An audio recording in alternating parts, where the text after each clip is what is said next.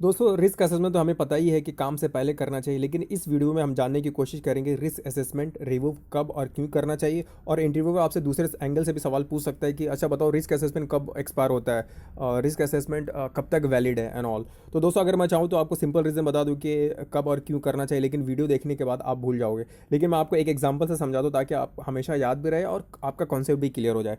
तो चलिए शुरू करते हैं दोस्तों। दोस्तों जब भी हम कोई गाड़ी लेते हैं तो सपोज कर ले कार लेते हैं तो उसके साथ कार का मैनुअल भी होता है दोस्तों, जो हमें ये बताता है कि गाड़ी का ऑयल कितने दिन के बाद चेंज करना चाहिए, कब ब्रेक ऑयल चेंज करना चाहिए, कितने हज़ार किलोमीटर के बाद चेंज करना चाहिए, कब एयर फिल्टर चेंज करना चाहिए, कितने हज़ार किलोमीटर के बाद सर्विसिंग करना चाहिए, कब क्लीन करना चाहिए। तो क्या हम उस मैनुअल के भरोसे ही सब काम करते हैं दोस्तों?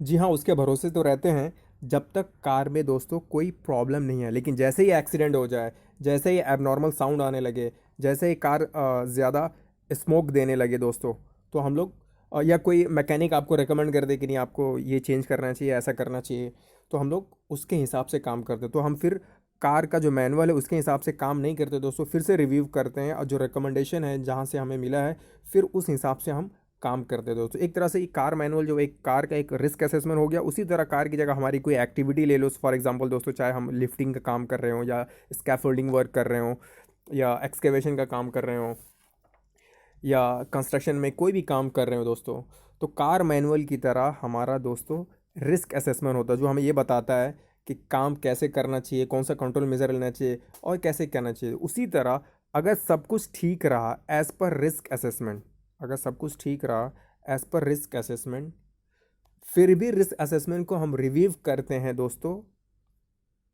वंस इन एन ईयर और किसी कंपनी 6 मंथ पे फिर भी हम रिव्यू करते हैं अगर सब कुछ ठीक है। तो एक तरह से हम ये इसका आंसर ही कह सकते हैं कि रिस्क असेसमेंट वैलिड कब तक है। तो 1 साल भी है किसी कंपनी में फॉलो करते हैं, 1 साल भी किसी कंपनी में 6 मंथ पे भी रिव्यू करते हैं, तो वैलिड है।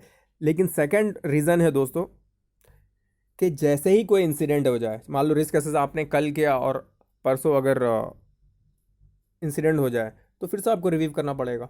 उसी तरह जब कोई इंसिडेंट, अब इंसिडेंट में कोई भी हो दोस्तों, चाहे नियर मिस हो, चाहे वो एक्सीडेंट हो, चाहे डेंजरस अक्रंस हो, आपको फिर से रिव्यू करना है। फिर इसके बाद थर्ड है दोस्तों मैनेजमेंट ऑफ चेंजेस दोस्तों। और इस पर मैंने एक अलग से वीडियो बनाया, तो आप डिस्क्रिप्शन से देख सकते हैं। फिर भी शॉर्ट में आपको बताता चलूँ कि साइट पे या कंपनी में या मैन्युफैक्चरिंग यूनिट में कोई भी एडिशन डिलीशन या मॉडिफिकेशन एग्जिस्टिंग सिस्टम में जो करते हैं हम, उसे मैनेजमेंट ऑफ चेंज कहते हैं। फॉर एग्जांपल आपके पास कोई समझ लो 1000 कैपेसिटी का कोई प्रोडक्शन सामान है या कोई स्टोरेज सिस्टम, लेकिन आप उसको मॉडिफाई कर रहे हो या उसको आप एडिशन कर रहे हो या डिलीशन कर रहे हो, तो एक तरह से वो एक मैनेजमेंट ऑफ चेंज है। फिर से आपको रिस्क असेसमेंट रिव्यू करना होगा। फोर्थ है दोस्तों लेगिस्लेशन, अगर लेगिस्लेशन चेंजेस होते हैं। फॉर एग्जांपल इंडियन स्टैंडर्ड 15683 में जैसे फायर फायर क्लासिफिकेशन पहले 4 ही थे, लेकिन अब हमारे पास फायर क्लासिफिकेशन फिफ्थ है। जैसे कुकिंग वाला is added as a fifth classification of fire, तो आपको रिस्क असेसमेंट फिर से रिव्यू करना है और प्रिकॉशन उसके हिसाब से लेना है। फिफ्थ है दोस्तों ऑडिट रिकमेंडेशन, ऑडिट के टाइम में अगर ऑडिटर आपको कुछ रिकमेंडिंग देता है या कुछ फाइंडिंग है तो उसको आपको फिर से रिस्क असेसमेंट रिव्यू करना होगा। सिक्स है दोस्तों इमरजेंसी ड्रिल, जो हम इमरजेंसी ड्रिल देते हैं उसमें अगर कोई फाइंडिंग हो तो आपको हमें रिस्क असेसमेंट फिर से रिव्यू करना होगा।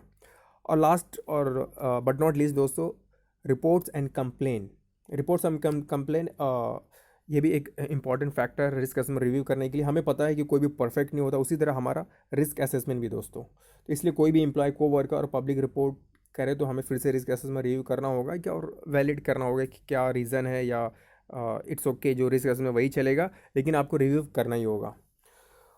तो दोस्तों आई होप दोस्तों रिस्क असेसमेंट के ताल्लुक से आपका कॉन्सेप्ट क्लियर हो गया होगा।